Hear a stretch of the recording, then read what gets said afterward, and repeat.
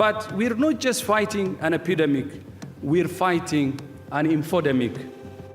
It's hard to know who to trust these days. Even before COVID-19 arrived, social media platforms were under growing pressure to stop the spread of fake news and conspiracy theories. Now they're taking more steps to tackle the issue as it becomes clear that the truth can often mean the difference between life and death. In a joint statement, Facebook, Twitter, YouTube, and other social media companies have pledged to work together to combat misinformation. But in 2020, it seems to be spreading as far and fast as the virus itself. An experiment by tech writer Kaveh Waddle showed Facebook was struggling to keep up with fake news. He received Facebook's approval for paid ads with claims ranging from COVID-19 being a hoax to social distancing not making a difference. Only after Waddle contacted Facebook did the company disable his account.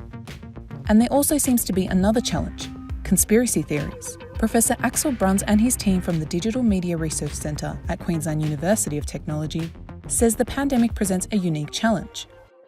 We've been investigating particularly the conspiracy theories around the idea that coronavirus is somehow a bioweapon, either designed in a lab in Wuhan somewhere or possibly by the Gates Foundation.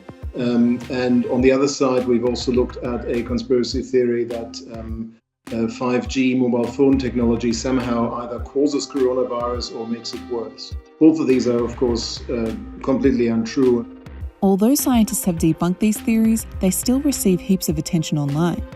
Bruns found that the increased circulation of these conspiracies nearly always correlated with posts from celebrities and influencers.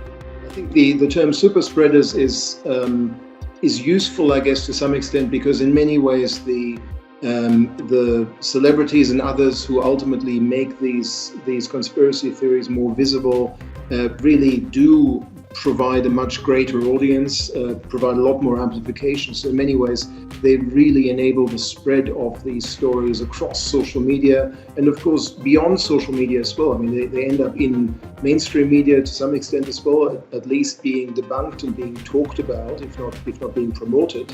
And of course, they also reach an audience well beyond social networks and well beyond the online world, as people are talking to their friends and their colleagues about what they might have seen online. So they are super spreaders in that sense. Oxford University's Reuters Institute for the Study of Journalism found that politicians, celebrities and influencers were responsible for producing or spreading 20% of fake coronavirus claims online, and their posts accounted for 69% of total social media engagement. Hi, this is Lady Gaga. But celebrities and influencers haven't spread just negative messages. We need to ensure that governments around the world step up now and provide the healthcare workers with the equipment, with the funds, with the support they need. Who would have thought, because I clearly wasn't washing my hands the right way. All right, so some of the tips. We all need to stay home. We need to stop the spread of this virus, and we can only do it together. Over the last few weeks and months of celebrities and others actually being very active to spread good, positive messages about how to protect yourself from the virus, how to practice social distancing, how to cope in isolation, all of these sorts of things. So these celebrities, these influencers, anyone with a large social media audience can play a really important positive role in all of this as well, because they might reach people who are not following the news media day in, day out, who are not necessarily following the official pronouncements from politicians and experts and so on. So to some extent, these celebrities can work for good as well, can spread socially constructive, positive messages about how to deal with all of this. But the most effective antidote would be persuading individual users to research and think critically.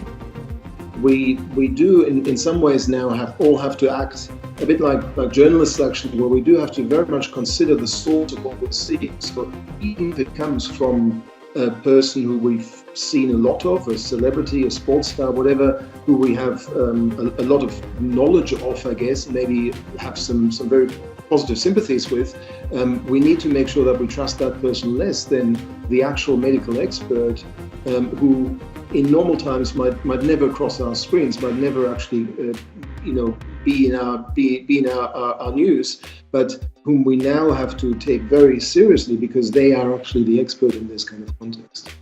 And that advice is now more necessary than ever.